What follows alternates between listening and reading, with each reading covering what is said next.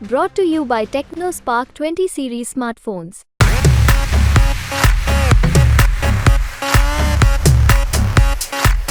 की स्थिति तो इतनी अच्छी है कि आम आदमी से आप पूछ लो, भारतीय जनता पार्टी के जितने वोट आएंगे ना उतने कांग्रेस बसपा दोनों के नहीं आएंगे, मिल के आधे भी नहीं आएंगे दोनों। कल रावण निवास जी भी आ रहे हैं भारतीय जनता पार्टी में, अभी तो मैं नहीं कह सकता, मुझे मालूम नहीं है, तो नेतृत्व तो तय करता है, मैं थोड़ी तय करता। पर उनने अभी मिले थे तो फोटो खिंचवा के डाल दिया होगा या नहीं, तो मैंने भी कह दिया कि आ रहे। भाजपा प्रत्याशी मुरैना और श्योपुर सीट से शिवमंगल सिंह हमारे साथ हैं। लगातार जनसंपर्क उनका तेज हुआ है और उनको पूरा विश्वास है कि संगठन और मोदी के नाम पर वो इस चुनाव को जीतेंगे भी और एक बार फिर श्योपुर मुरैना लोकसभा सीट पर भाजपा का परचम लहराएंगे। वो हमारे साथ है, उनसे कुछ पूछते हैं अपने साथ। शिवमंगल जी, मुरैना में बीजेपी की क्या स्थिति है, क्यों और कैसा जनसंपर्क चल रहा है? बीजेपी की स्थिति तो इतनी अच्छी है कि आम आदमी से आप पूछ लो, भारतीय जनता पार्टी के जितने वोट आएंगे ना उतने कांग्रेस बसपा दोनों के नहीं आएंगे, मिल के आधे भी नहीं आएंगे दोनों। अच्छा, आज देखने को मिला है अभी जो 2 फेसिंग की वोटिंग हुई है उसमें वोटिंग प्रतिशत कम रहा है, क्या लगता है कितनी वोटिंग प्रतिशत होगा अपने तीसरे चरण में और खासकर मुरैना? अब ये तो मतदान के बाद ही पता लगेगा, अभी क्या कह सकते हैं, 60 हो जाए, 70 हो जाए, 50 हो जाए, ऐसा भी वो तो मतदान के ऊपर रहेगा, वो मतदाता है। लगातार कांग्रेस हमलावर है, आपको कमजोर प्रत्याशी मान रही है, ऐसा क्यों? मुझसे कमजोर भारतीय जनता पार्टी का और प्रत्याशी होता ना, वो भी भारतीय जनता पार्टी के कार्यकर्ता चुनाव लड़ते हैं। माननीय नरेंद्र मोदी जी के नेतृत्व में यह चुनाव हो रहा है और भगवान राम का मंदिर जिन्होंने बनाया 500 साल पुरानी लड़ाई को, उसको मानते हुए कई कांग्रेस के नेता और भारतीय बसपा के नेता टूट कर राम मंदिर का नाम लेकर कि जिसमें राम मंदिर बना दिया, ऐसे माननीय नरेंद्र मोदी जी के ये चुनाव है। शिवमंगल सिंह तो मात्र कार्यकर्ता भारतीय जनता पार्टी का, विधायक भी रहा हूँ, कोऑपरेटिव बैंक का अध्यक्ष रहा हूँ, श्योपुर तक मेरे संबंध है, परिचय।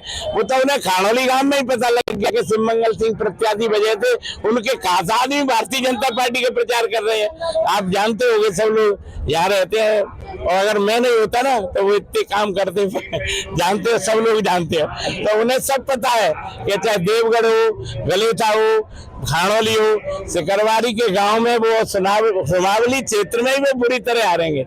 अगर किसी भी क्षेत्र में आप ले लो, भारतीय जनता पार्टी के जो कारनामे हैं देश को ताकतवर बनाने के, चाहे वो 370 धारा हो, चाहे यूक्रेन से विद्यार्थी निकालने वाला मामला हो, आज देश को सुरक्षा का जो मामला है वो माननीय मोदी जी के नेतृत्व में भारतीय जनता पार्टी की सरकार ने भारत माता को परम वैभव पर ले जाने के लिए किया है। माननीय मोदी जी के कारण ये चुनाव सामान्य कार्यकर्ता ही जीतता है। मैं तो विधायक और कोऑपरेटिव बैंक का चेयरमैन भी रहा हूँ, मेरा संबंध और परिचय हर गांव में, हर सोसाइटी के अंदर अध्यक्ष रहे हैं, मेरे साथ के प्रतिनिधि रहे हैं और मैं महामंत्री रहते हुए विजयपुर क्षेत्र में मेरे यार दोस्त मित्र, मेरे पुराने कार्यकर्ता मुरैना शहर के अंदर, चाहे लच्छो हो, चाहे हमारे चीतरिया बोरे हो, वो घर बैठे थे, ऐसे लोग निकलकर सड़क पे आए हैं। वैश्य वर्ग का कैंडिडेट होते हुए भी भारतीय जनता पार्टी के कार्यकर्ता इतने ताकतवर है कि वो किसी जात या विशेष के लिए काम नहीं करते,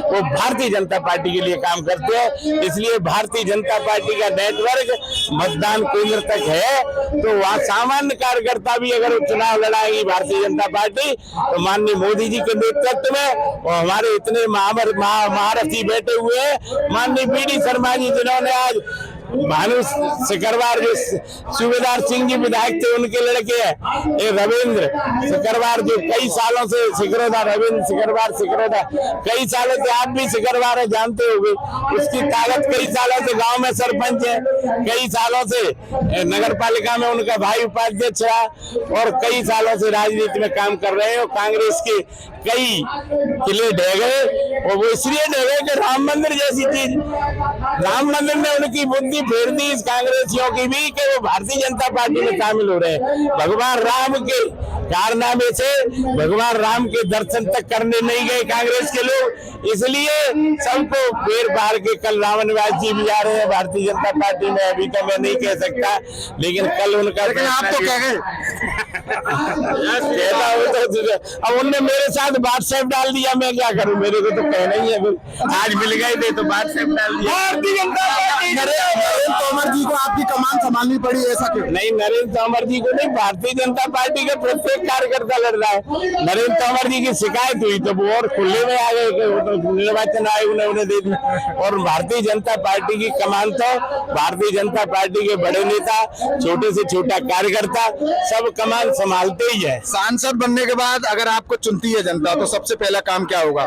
सबसे पहला काम जनसेवा में करता आया हूँ 40 साल से, जनता की सेवा करूंगा। जनसेवा में जो जरूरत होगी, बिजली के मामले में जरूरत होगी, लोगों के बीच में काम करूंगा, और भी बड़े बड़े काम जो होंगे वो करूंगा। और देश के प्रधानमंत्री माननीय नरेंद्र मोदी जी देश के लिए जो ताकत के लिए काम कहेंगे वो हम लोग करेंगे, चाहे वो सनातन धर्म को शक्तिशाली बनाने का हो, चाहे वो देश की शक्तिशाली बनाने का मामला हो। और नीचे जमीन में जन नेता की तरह मैंने काम 40 साल से किया है। अनुसूचित जाति की सीट थी तब भी वही काम करता था, विधायक बना वो काम फिर भी करता था, नहीं बना तो भी जनसेवा करने का काम लगातार मैंने बैठ के किया। जबकि सामने वाले प्रत्याशियों को विधायक भी रहे हैं और भी लोग हैं, तो उन्होंने जनसेवा का काम नहीं किया, उन्होंने अपने व्यापार किए होंगे, यहाँ से चले गए होंगे विधायक बनने के बाद। आपको सब आपने रामनिवास जी की कहा, ये भी तो सुनने में आ रहा है कि वो आ रहे हैं, ये तो आपने कंफर्म कर दिया कि उनको मंत्री पद का ऑफर दिया। मालूम नहीं है, ये तो नेतृत्व तय करता है, मैं थोड़ी तय करता। पर उनने अभी मिले थे तो फोटो खिंचवा के डाल दिया होगा या नहीं, तो मैंने भी कह दिया कि आ रहे नहीं, काय को डालते स्वागत है भैया, ये भी कर रहे हैं। ये थे भाजपा प्रत्याशी शिवमंगल सिंह तोमर, जिनका साफ कहना है कि वो विकास के मुद्दों पर मोदी की गारंटी और भगवान राम के नाम पर फिर से श्योपुर और मुरैना सीट पर परचम भाजपा का लहराएंगे। साथ ही उन्होंने एक बड़ी खबर का भी ब्रेकिंग खबर भी बताई है कि रामनिवास रावत श्योपुर के जो विधायक है, रामनिवास रावत पूर्व मंत्री, वो कल भाजपा की सदस्यता लेंगे। दुष्यंत चक्रवर्ती, MP तक, मुरैना।